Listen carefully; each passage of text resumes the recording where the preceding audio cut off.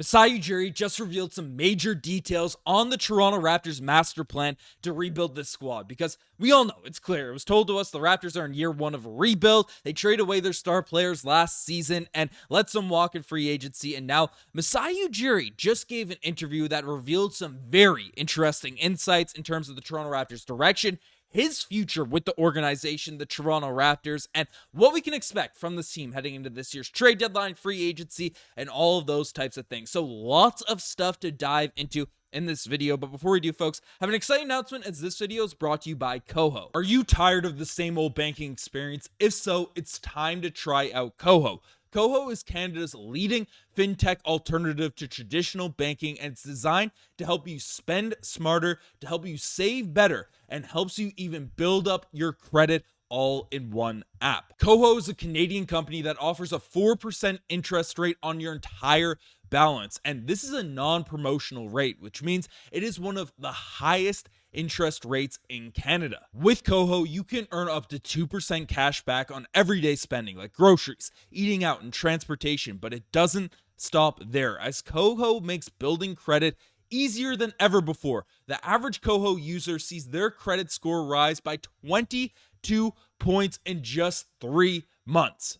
Plus, there are no hidden fees. You can earn up to 4% interest on your entire balance and even get a cash advance of up to $250 interest free. Koho makes managing your money fun and effortless. And the best part is that your funds in a Koho account are insured by the Canada Deposit Insurance Corporation up to $100,000. So are you ready to take control of your finances? If so, check out the pinned comment as well as the description down below, and you'll find a link to Koho where you can get a $20 reward when you sign up for Koho and put a $20 deposit out there in your account. So shout out to Koho for sponsoring this video, and I mean it. Check them out in the pinned comment as well as the description down below. Again, shout out to Koho for sponsoring this video, but let's dive into the news, as we got some really interesting insights coming out from Masai Ujiri. He just went on a podcast with Charles Barkley, Ernie Johnson. He went on the Steam Room and had some really, really interesting things to say about his future, about the current state of the NBA, rebuilding, all of that type of stuff. So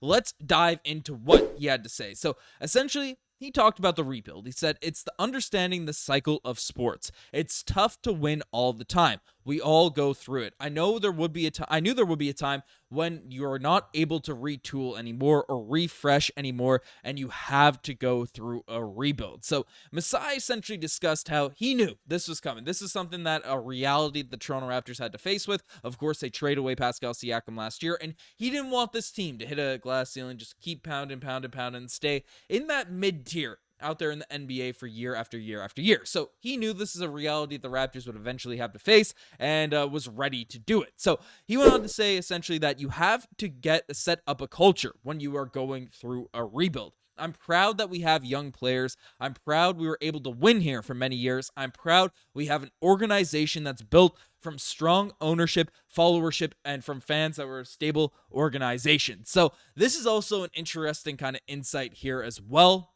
Very, very, very, very interesting, because, of course, there was all that drama, there was all that discussion about ownership, the relationship with Masai Ujiri, Edward Rogers, all these types of guys, and, you know, he's kind of gassing up the organization this, and there always is some random chatter about Masai Ujiri potentially moving on. There was rumors that the Knicks wanted him, the Wizards wanted him, NFL teams wanted him, global organizations like NGOs and stuff wanted Masai Ujiri to be out there, you know, being a management position for their organization. So the fact that he's, you know, in good spirits with the ownership, with the relationships there, I mean, that's nice that he's unprovoked, you know, just kind of draw, and you'll see this in multiple of these quotes. We have a ton of these quotes to break down, but, you know, he had some positive spin out there for the Raptors or ownership especially, and, you know, the direction of this team. So that was pretty interesting there, but this is where things start to get a little bit intriguing. So he said, I've never done a rebuild in the NBA before. This is the first time, and it's a big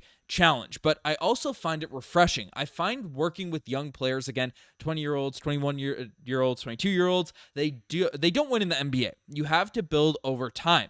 They get to a certain place. You see where Tatum and Brown are. They have gone through it. You look at OKC and you give them props to these people because they have built from scratch and are able to win. So of course, that makes a ton of sense in terms of a rebuild. That's just basics of an NBA sort of roster construction. Not super novel stuff there, but basically, Charles Barkley ended up pressing him after Masai Ujiri talked about the positives of, going through a rebuild. I was viewing it as a positive challenge, how all this type of stuff, kind of the corporate executive speech that you'd expect from a professional like Masai Ujiri, of course. But Charles Barkley, being the guy that he is, it's pretty blunt, to the point, all of that type of stuff, said to Masai, hey, you're one of the best GMs in basketball, president of basketball operations, but front office executives out there in basketball.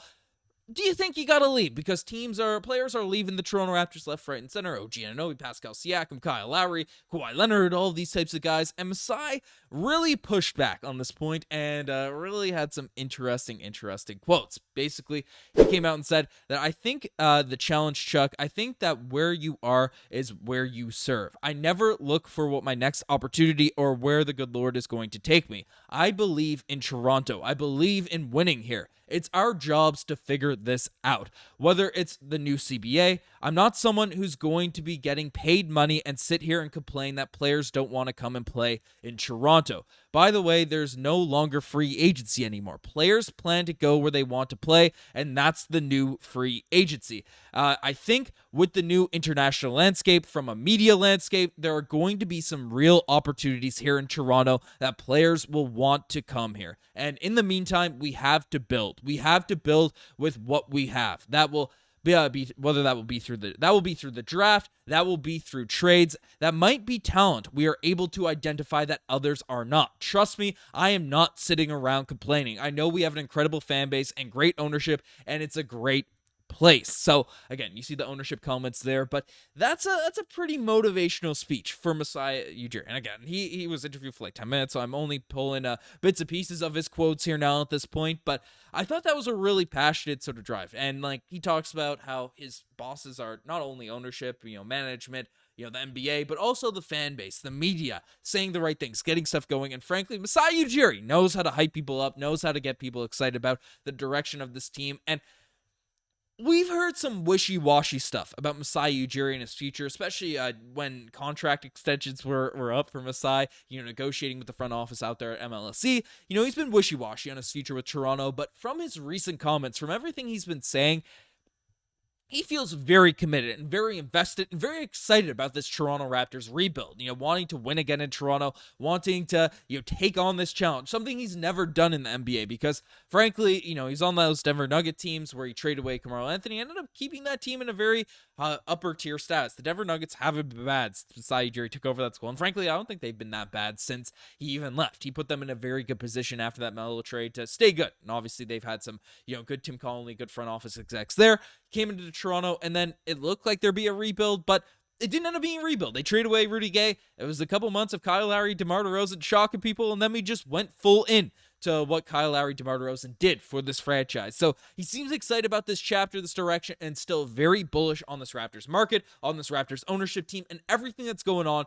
with this Raptors group. So that was some cool comments there from Masai. Got me pretty excited. And then, of course, to finish it off, he said, it just came a time where we had to rebuild. I know a lot of these players really wanted to stay, but it just came time when you're reaching a ceiling, you are just beating against a wall, and you have to make those changes. But this is where I truly appreciate the NBA and the opportunity I've been given. So again, shutting down all these ideas that people just don't want to come to Toronto. There's no one that wants to stay in Toronto. People leave here. That very early 2000s mindset with Vince Carter and all these guys, very outspoken. Chris Bosh, outspoken about leaving Toronto and stuff. Vince, Tracy and Gradey were very, Damian Stoudemire, a bit more outspoken. Bosh just kind of left and didn't spite Toronto on his way out, but did go in that direction. But of course, Masai shutting down those ideas, shutting down those types of things, and is very passionate, excited about being in Toronto. So that's the cool stuff. It was a really cool interview. He had some really interesting comments on Dikembe Mutombo, that type of stuff. Really passionate speaker. Like Masai just knows how to get people going. Like in terms of being a really, really great, speaker, of course, but storyteller. I just really love Masai Ujiri's interviews and stuff like that, and I'm happy that he's passionate about being with this team. I know there's a portion of the fan base that has turned on him and said, hey, this is what we're calling for. If you didn't expect this team to be bad, then there's no real argument for what's going on. Everyone kind of knew this team, especially last year, like they need to go into a direction to capture the flag. They need to do this type of stuff. If you couldn't finesse a big trade, if you couldn't get a Donovan Mitchell, Kevin Durant without giving up the farm, without giving up anything big, and the Raptors couldn't. So they are in this spot here now at this point, and I think, we should be happy. We should be excited about what Masai Ujiri is doing. So that's all a positive there. And then, looking at this team, right? Just looking at the reality of what's going on. You have RJ Barrett, having a career year now at this point. You have Scottie Barnes, putting up some solid, really, really good stats despite dealing with a ton of injuries over the course of this year. You have Gradey Dick taking a massive leap in his third year. Immanuel Quickley still returning from injury. Not the greatest of stats, but Jakob Poeltl having a career year. You have Ochai Agbaji having a career year. Even Chris Boucher, with limited run, limited opportunities, has been great this season. Jacoby Walter, for a rookie, again, there's going to be highs and lows. He's looked awesome. Jonathan Mobo, Jamal Shead. We all know I'm out here. I'm a big Shed head out here on this channel, right? All of these guys have really been impressing, have been doing really well, and that's all you can really ask for in a season where we are, of course, trying to, maximize these odds. This is the reality of what's going on with this Raptors team. We're trying to maximize the odds to get a Cooper flag or just get one of those top 5 picks, because there are a lot of good players in this upcoming NBA draft that we have to, seriously take a look at in terms of building that really upper echelon talent out there to this roster. So I'm happy with Masai right now at this point. Again, the past 5 years, it wasn't as smooth as first 7, but it's, I'm cool with what's going on. And I thought a lot of these things that Masai Ujiri had to say were big positives. So let me know what you guys think in the comment section down below about all this Toronto Raptors news. You guys have the best to make it as far. Subscribe to the channel if you guys haven't already. Anyways, I'm signing out.